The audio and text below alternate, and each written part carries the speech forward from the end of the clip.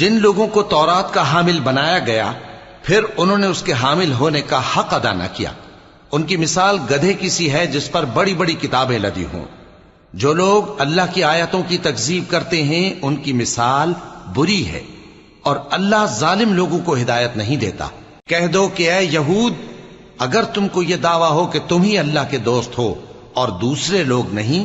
تو اگر تم سچے ہو تو ذرا موت کی آرزو تو کرو۔ اور یہ لوگ ان اعمال کے سبب جو یہ کر چکے ہیں ہرگز اس کی آرزو نہیں کریں گے، اور اللہ ظالموں سے خوب واقف ہے۔ کہہ دو کہ موت جس سے تم بھاگتے ہو وہ تو تمہارے سامنے آ کر رہے گی، پھر تم پوشیدہ اور ظاہر کے جاننے والے مالک کی طرف لوٹائے جاؤ گے، پھر جو کچھ تم کرتے رہے ہو وہ سب تمہیں بتائے گا۔ مومنو،